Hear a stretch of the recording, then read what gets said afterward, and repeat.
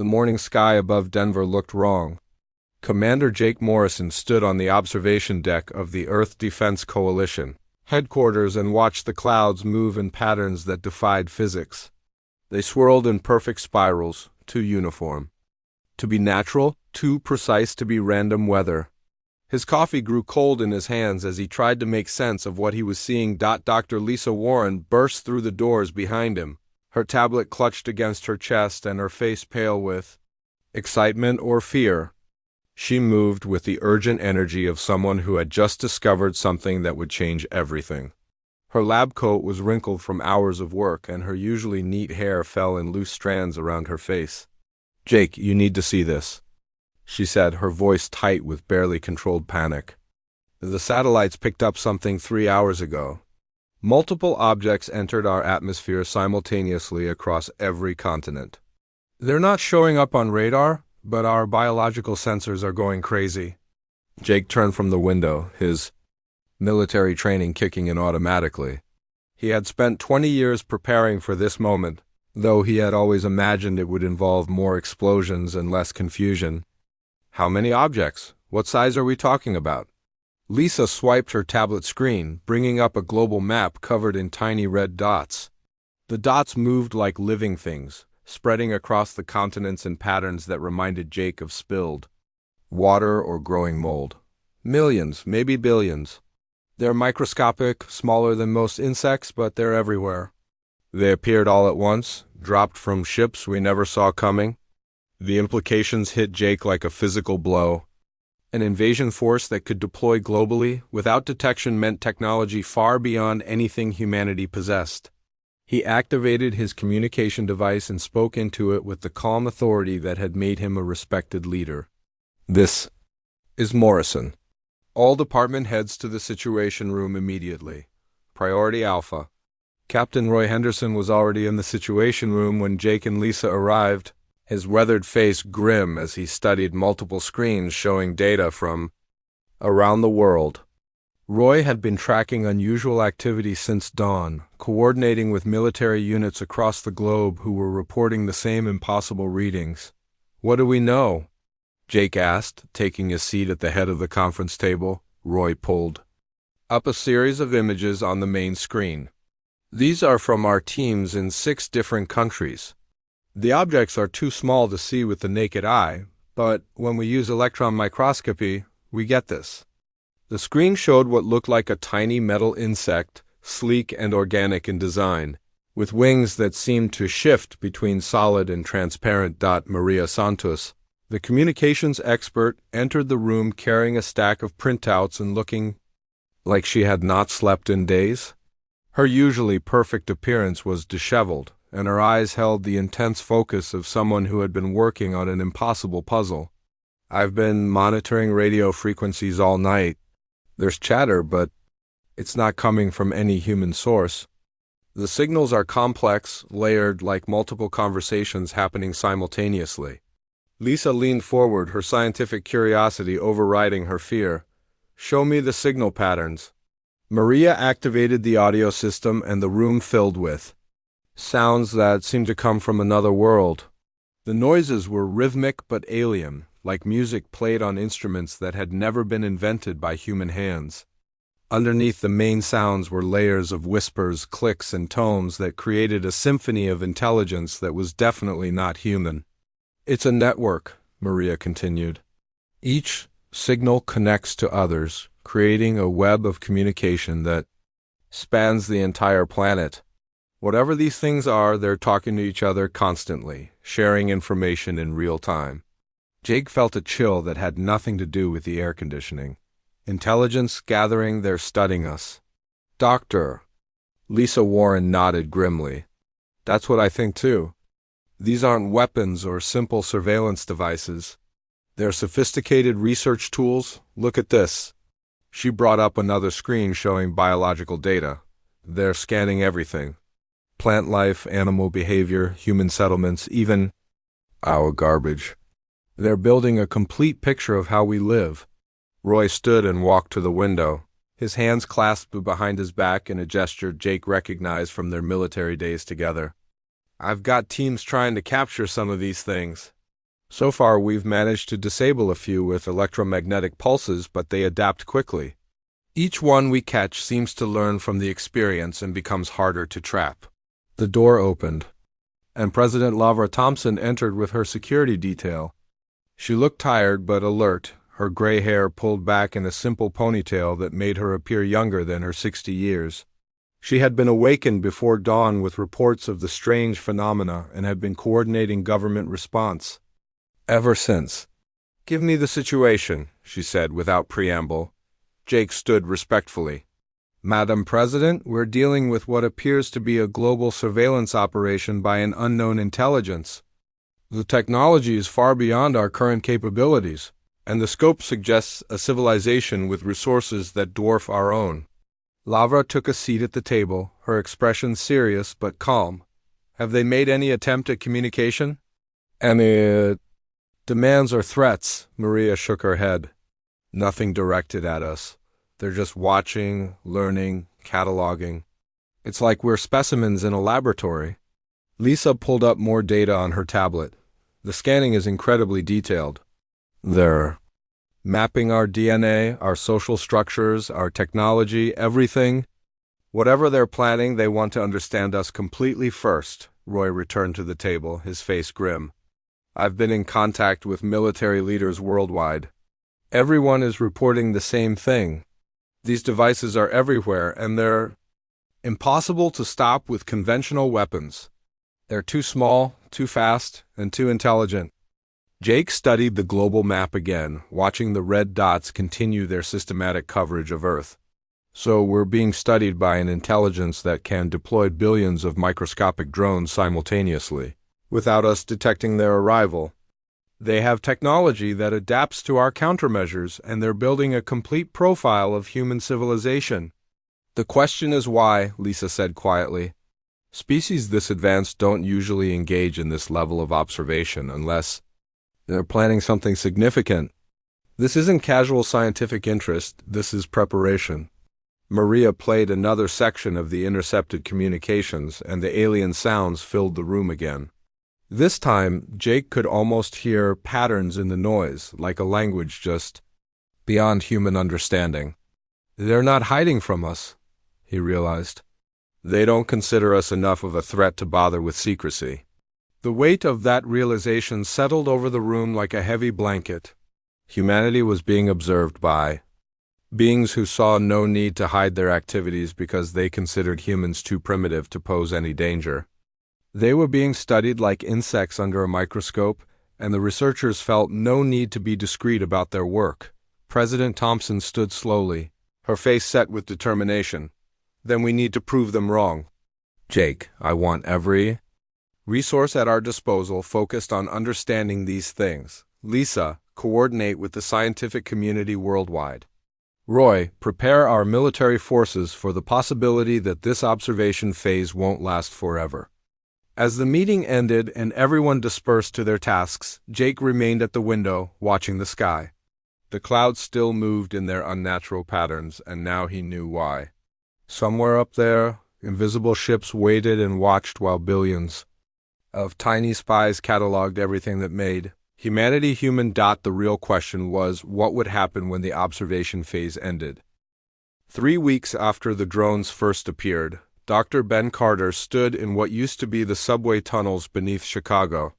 The fluorescent lights had been replaced with dim, red bulbs that cast everything in an eerie glow, and the air smelled of DMP concrete and human sweat. Around him, dozens of people worked quietly, their movements careful and deliberate, as if sudden motions might attract unwanted attention from above. Ben wiped his hands on his lab coat and looked at the test results. Again, the blood samples showed remarkable changes in the volunteers who had been living underground for the past 2 weeks.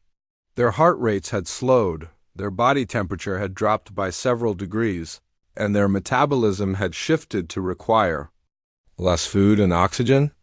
The human body was adapting to life in the depths faster than he had thought possible. Captain Amy Rodriguez moved through the tunnel like a shadow, her military training evident in every step. She had been one of the first to suggest going underground when the surface world became too dangerous to inhabit. Now she commanded a network of resistance cells that stretched through abandoned subway systems, natural caves, and forgotten basements. Across the country, how many more can we fit down here? Amy asked. Her voice barely above a whisper, Ben looked around the cramped space, where families had made homes out of sleeping bags and cardboard boxes. Children played quiet games in the corners while their parents worked on various tasks, from food preparation to equipment maintenance. Everyone had learned to move softly and speak in hushed tones. Maybe 50 more, but we're pushing the limits of our air circulation system. Amy nodded and activated a small device that looked like a modified radio. This is Rodriguez to all cells. We need to expand the eastern tunnels.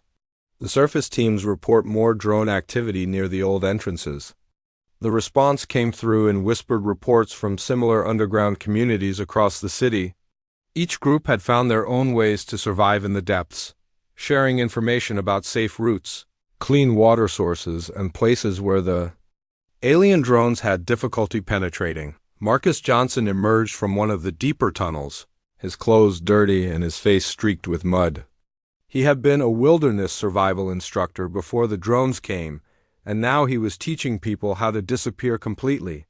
His techniques were simple but effective, based on the ancient human ability to become invisible in natural environments. I've been testing the drone response patterns, Marcus said, settling down on a crate that served as a chair. They have trouble tracking us when we stay completely still for more than an hour. Their sensors seem designed to detect movement and heat signatures, but if we can match the temperature of our surroundings and remain motionless, they lose us.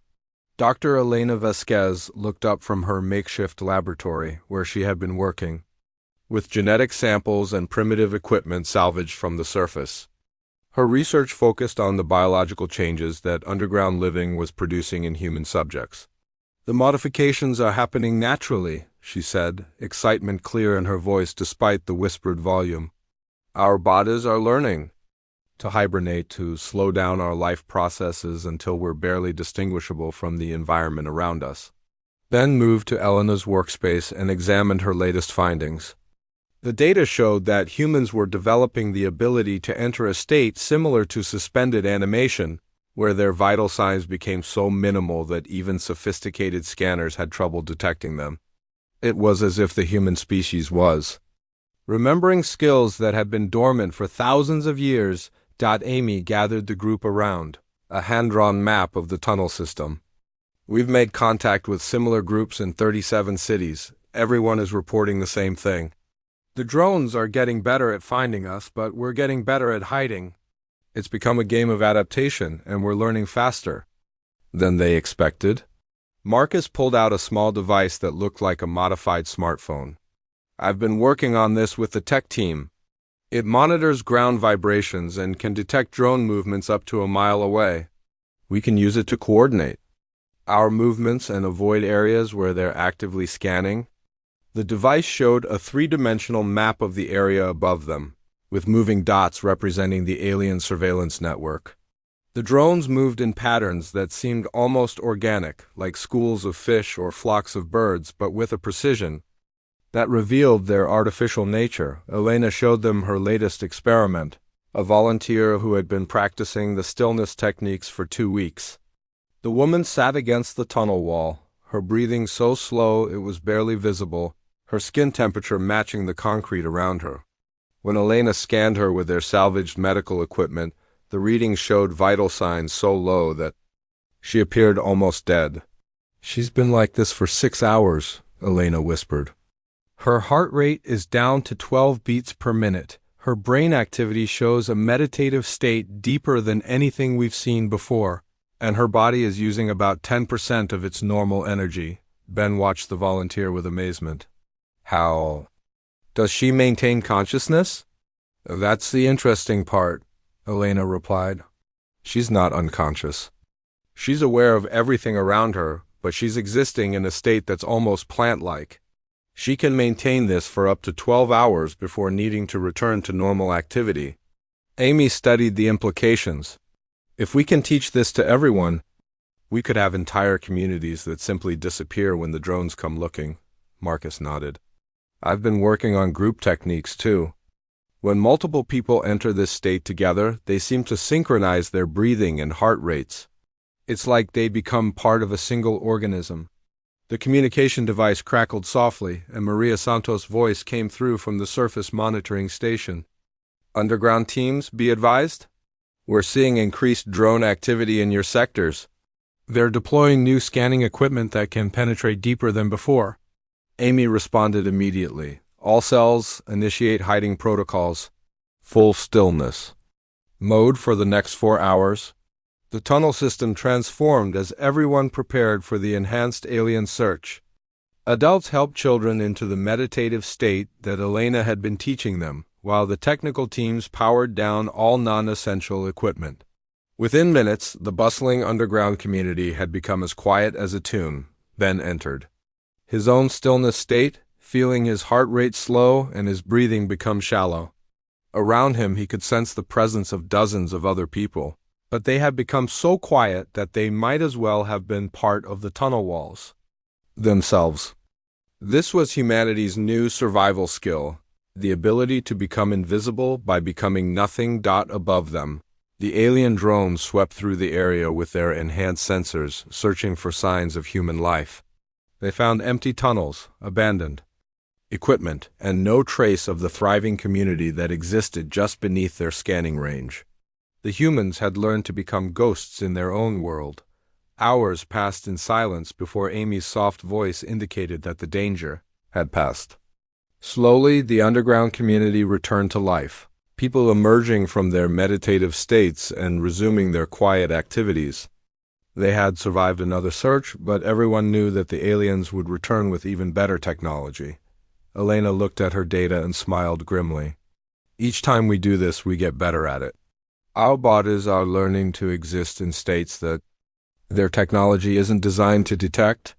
We're becoming something new. Marcus checked his vibration detector and saw that the drones had moved on to search other areas. They're looking for the humans they remember from their initial scans. They don't know we're changing into something else.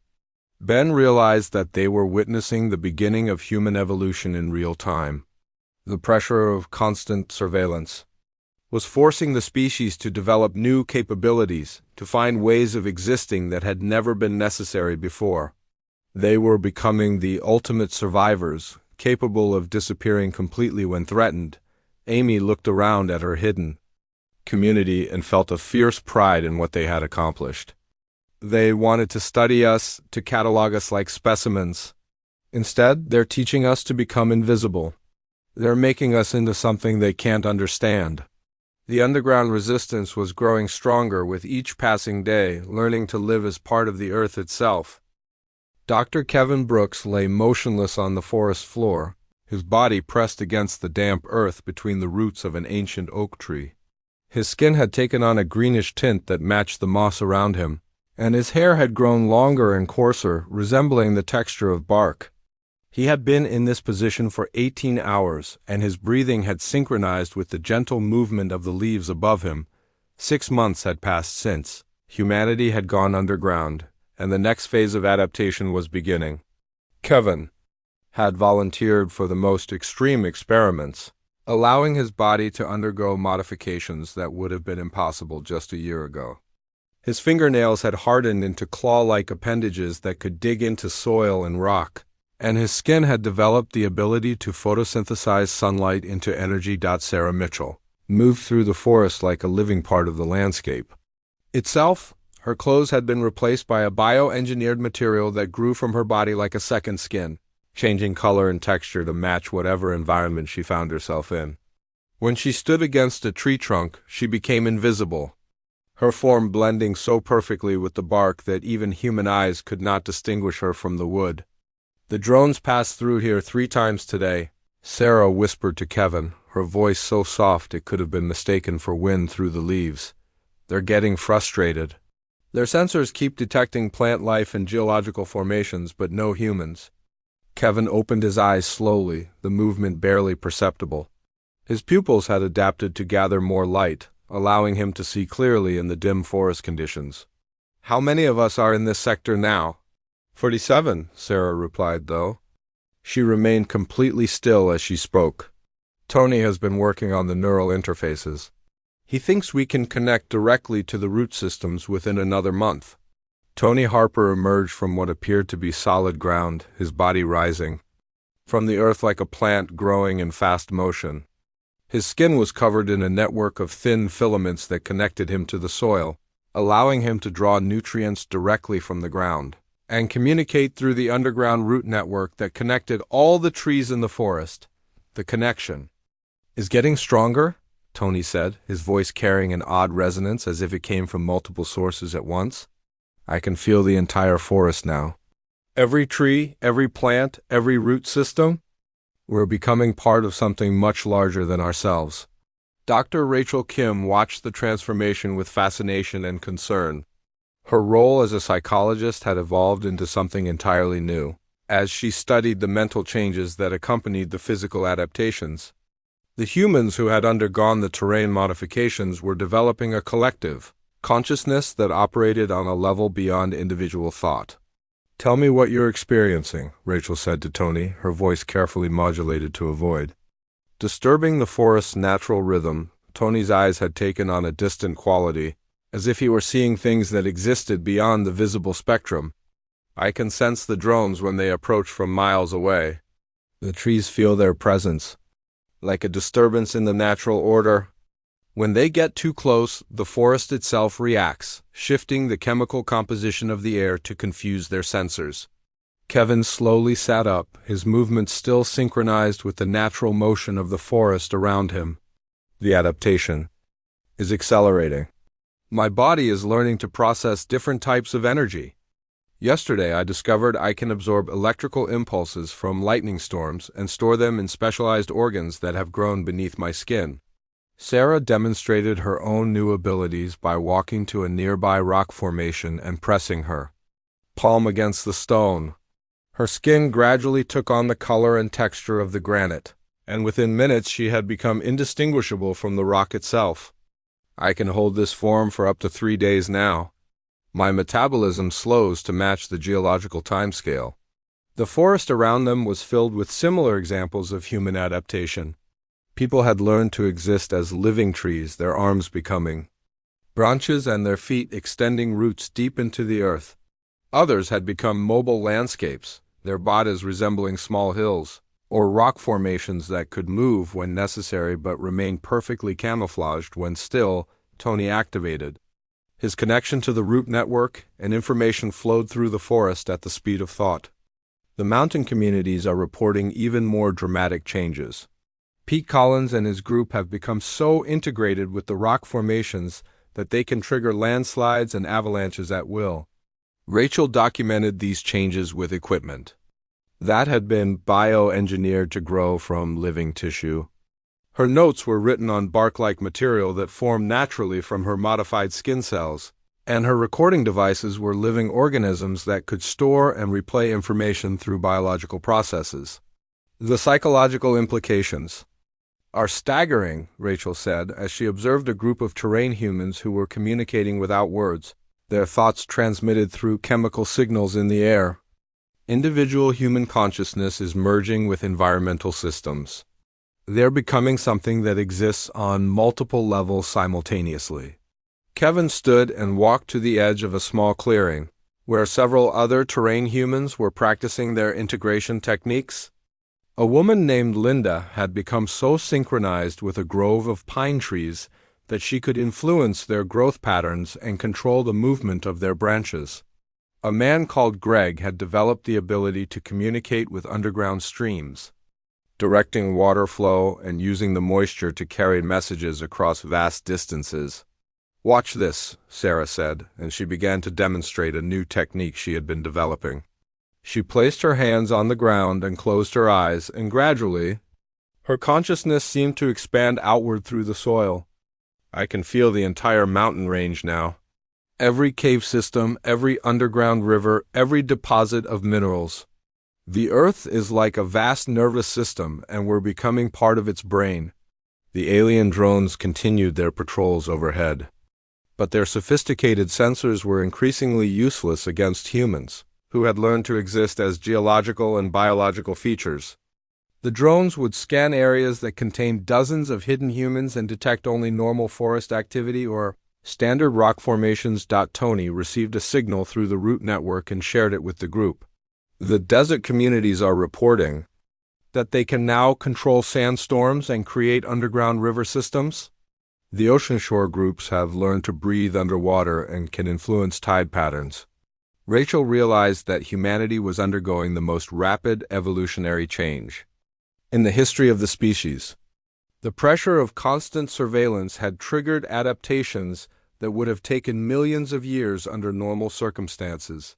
Humans were becoming something unprecedented, a species that could exist as both individuals and as part of larger environmental systems. The aliens wanted to study us, Kevin said, his voice now carrying harmonics that seemed to come from the Earth itself. They deployed their drones to track and catalog human behavior. But they created the pressure that forced us to evolve beyond their ability to understand. Sarah nodded, her form shifting between human and landscape as she spoke. We're not hiding from them anymore. We're becoming something they can't detect because we're becoming the very ground they would need to stand on to fight us. The forest around them pulsed with collective awareness as dozens of terrain humans shared the same realization. They were no longer human in the traditional sense, but they were still themselves, still thinking and feeling beings who had simply learned to exist as part of the world that had created them. Tony smiled, his expression somehow visible in the movement of the trees around him. Let them keep watching. Every day we become more integrated with the planet itself. Soon they won't be studying humans at all. They'll be studying Earth, and Earth will be studying them back. The transformation was accelerating, and humanity was becoming something that had never existed before in the galaxy. General Carl Newman stood on what appeared to be empty ground, but he could feel the presence of 300 terrain humans beneath his feet. The battlefield looked deserted to alien sensors, showing only natural rock formations, sparse vegetation, and the occasional bird. The aliens had no idea that they were standing on top of an army that had become part of the landscape itself. The alien ground forces had finally arrived after months of ineffective drone surveillance. Their ships had landed in strategic locations around the globe, deploying mechanical soldiers and scanning equipment designed to root out the hidden human populations. The aliens believed they were fighting a primitive species that had learned to hide in caves and forests. Dr. Susan Hayes crouched behind a formation of boulders that were actually terrain humans who had adapted to become living stone. She monitored the alien movements through biological sensors that grew like moss on the rock surfaces around her. Her role had evolved from scientist to battlefield coordinator, directing the actions of entire ecosystems in coordinated military operations. The alien patrol is approaching Sector 7. Susan whispered into what looked like a patch of lichen but was actually a living communication network. They have 20 mechanical units and scanning equipment that can penetrate 30 feet underground. The response came not through radio waves but through vibrations in the Earth itself. Pete Collins and his mountain community had become so integrated with the rocky terrain that they could communicate through seismic activity. Their voices traveled through the stone like underground thunder, carrying messages across vast distances in seconds. "We're ready," came Pete's reply through the rock. "The avalanche points are prepared, and the underground rivers are diverted to create sinkholes on command. When you give the signal, this entire valley can reshape itself." Carl felt the ground beneath him shift slightly as the terrain humans moved into position. To any observer, the landscape appeared completely normal, but he knew that every hill, every tree, and every rock formation contained human consciousness waiting for the moment to strike. They had become a living battlefield that could think and plan and act as one. The alien patrol advanced with mechanical precision, their scanners sweeping the area for signs of human life. Their equipment detected normal geological activity, standard plant growth, and the usual small animal movements. They had no way of knowing that the very ground they walked on was watching their every move and planning their destruction. Dr. Allen Foster had developed the ecosystem communication network that now connected terrain humans across continents. His consciousness existed partly in his human body and partly in the vast web of underground fungal networks that linked forests around the world.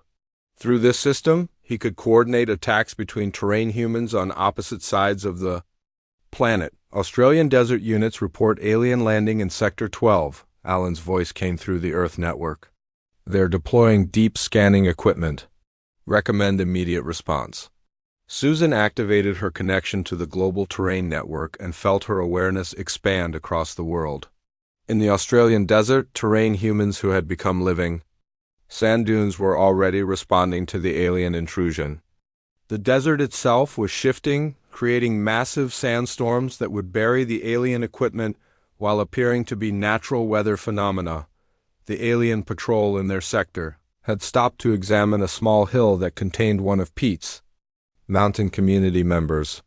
Their scanners showed normal rock composition and geological stability, but one of the aliens seemed suspicious of the formation's unusually perfect shape. "They're getting closer to discovering us," Carl observed through the Earth network. "It's time to show them what they're really fighting." Susan sent the attack signal through the biological communication system, and the entire valley transformed in seconds. What had appeared to be solid ground suddenly revealed itself to be a network of human-controlled terrain features. Hills stood up and revealed themselves to be massive terrain humans, rocks rolled away to expose hidden passages, and trees bent down to entangle the alien machines. The alien patrol found themselves trapped in a landscape that had come alive around them. The ground beneath their feet opened into sinkholes that Pete's community had prepared using underground river systems. Boulders that had seemed firmly rooted in place began rolling toward them with precise aim. Even the air became hostile as terrain humans who had learned to control atmospheric conditions created localized windstorms and lightning strikes. Carl watched with satisfaction as the aliens' advanced technology proved useless against opponents who had become environmental forces. Their weapons were designed to fight soldiers and machines, not mountains and forests that could think and coordinate their attacks. The aliens tried to retreat, but found that the valley had rearranged itself to trap them in a maze of hostile terrain. "This is just the beginning," Susan said as she coordinated with terrain human communities around the world. "Every alien landing site is experiencing the same response. They think they're fighting a primitive species, but they're actually at war with entire continents." The global attack was perfectly synchronized, despite occurring across multiple time zones and climate conditions. In the Amazon rainforest, terrain humans who had become part of the jungle canopy were using plant toxins and controlled animal behavior to overwhelm alien forces. In the Arctic, humans who had adapted to ice and snow were creating blizzards and avalanches that buried alien equipment under tons of frozen terrain. Alan's consciousness flowed through the fungal networks, carrying tactical information between distant battlefield locations. The aliens are trying to call for orbital support, but the terrain humans near their communication arrays are jamming the signals, using electromagnetic pulses generated by modified plant cells. Pete's mountain community demonstrated their most impressive capability by triggering a controlled earthquake that caused an entire alien encampment to slide into a valley they had prepared specifically for this purpose. The earthquake appeared natural to alien sensors, but it had been precisely calculated to achieve maximum destruction while preserving the surrounding ecosystem. "They're learning to fear the ground itself," Carl observed as he watched alien forces retreat from areas that had seemed safe just moments before. Every step they take, they have to wonder if the earth beneath them is actually human consciousness waiting to strike. The terrain humans had developed the ability to influence weather patterns on a regional scale. Susan coordinated with atmospheric specialists who could create storms, redirect wind currents, and even influence temperature and humidity levels.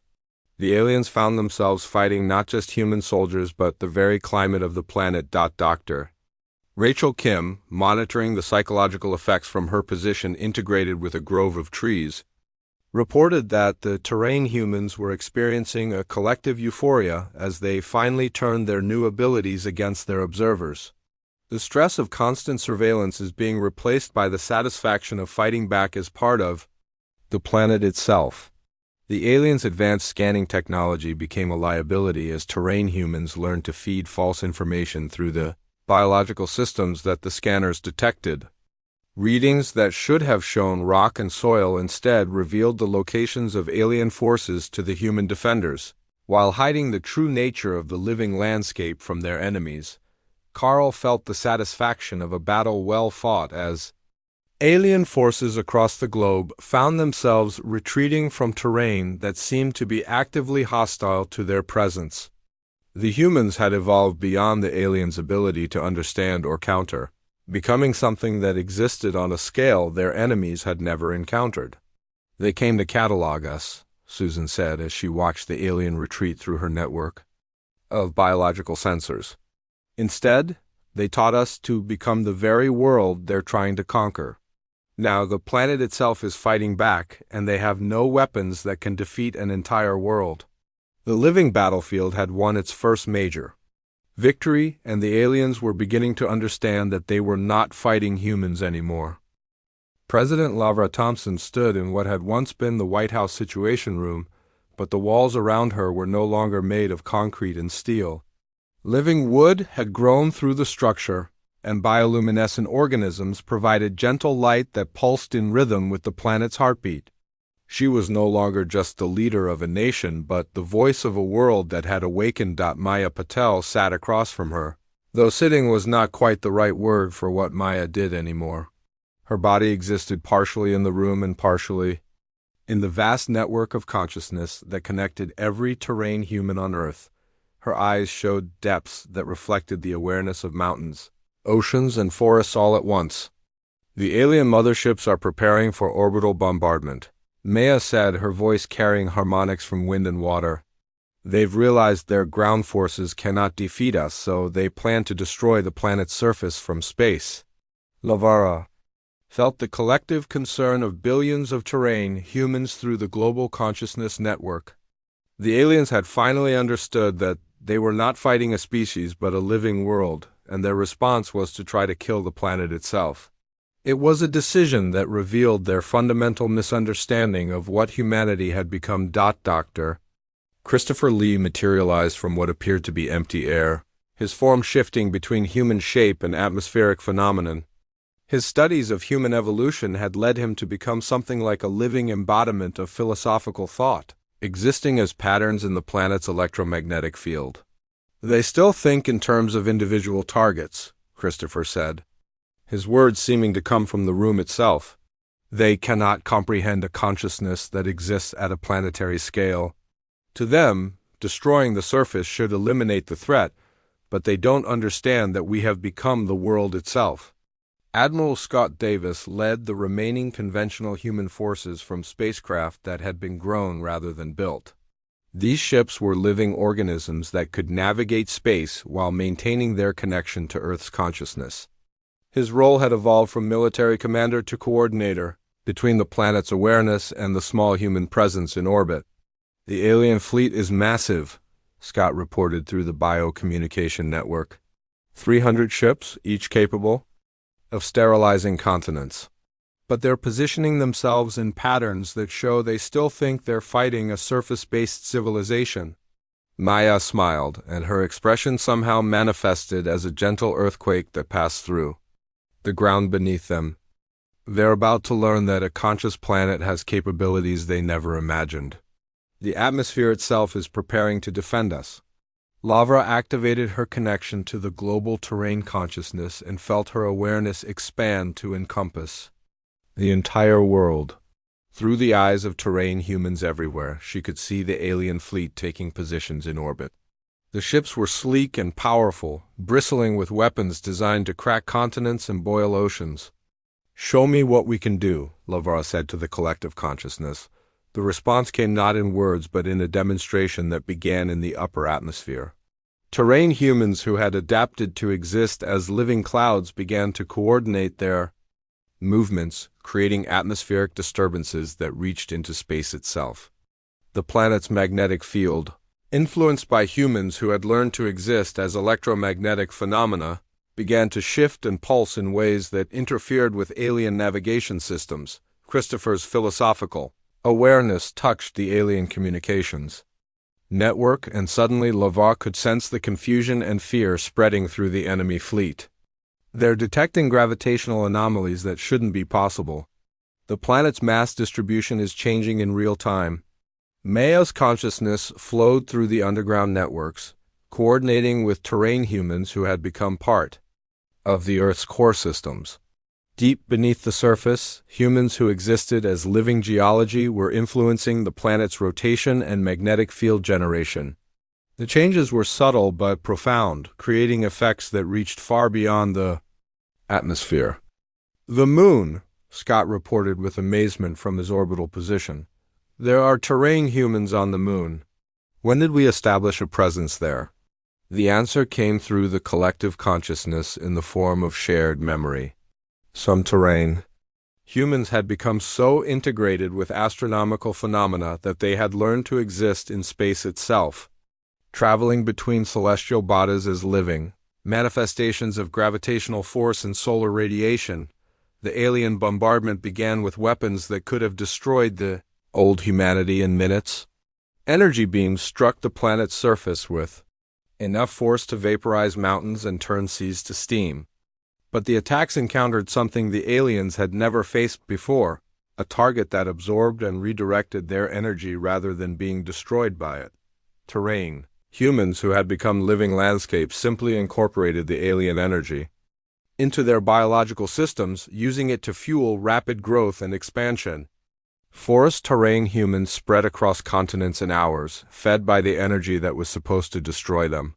Mountain terrain humans grew taller and more massive, creating new geographic features that changed the planet's surface in real time. Maya's awareness touched the alien flagship, and she began to communicate directly with their collective intelligence. The message she sent was not in words, but in the form of pure understanding, a transmission that showed the aliens exactly what humanity had become. Classification impossible, came the alien response, transmitted on frequencies that terrain humans could intercept and understand. Species has achieved planetary consciousness. Individual entities appear to be cells in a larger organism. Standard conquest protocols ineffective. Lava felt the aliens' growing panic through the communication link. Their advanced civilization had encountered thousands of species across the galaxy, but they had never faced anything like a planet that had become alive and aware. Their technology was designed to fight armies and destroy cities, not to battle the fundamental forces of a world itself. The terrain humans demonstrated their ultimate capability as the alien fleet found itself trapped by the planet's gravitational field, which was now under conscious control. Humans who existed as living space-time distortions created pockets of altered physics around the alien ships, making it impossible for them to escape or maintain stable orbits. Christopher's consciousness touched the deepest levels of the alien collective mind and shared humanity's transformation with them. We were what you thought we were when your observation began. We were individual creatures living on a planet's surface, but your surveillance taught us to hide, and hiding taught us to adapt, and adaptation taught us to become something that transcends individual existence.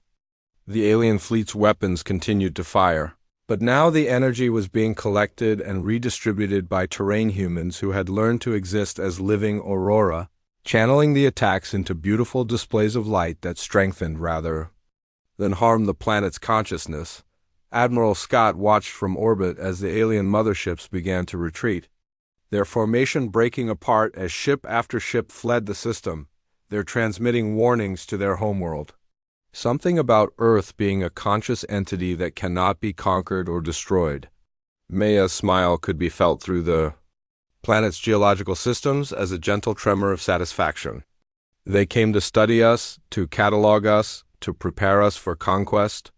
Instead, they taught us to become the first species in galactic history to achieve true planetary consciousness.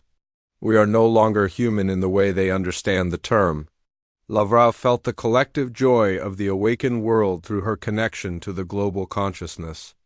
We are the terrain they tried to map. We are the ground they stood on to observe us. We are the world that birthed us, and we are finally awake. The alien fleet disappeared into hyperspace, carrying with them a warning that would spread across the galaxy. Earth was no longer a planet with a species on it, but a living entity that could defend itself against any threat. The surveillance that was meant to prepare for humanity's destruction had instead created something unprecedented in the cosmos. Dr. Christopher Lee's final observation echoed through the planetary consciousness like a prayer of gratitude. They wanted to understand us so they could control us. Instead, they taught us to become something greater than understanding itself. We are no longer merely the children of Earth, we are Earth awakened, and we are magnificent.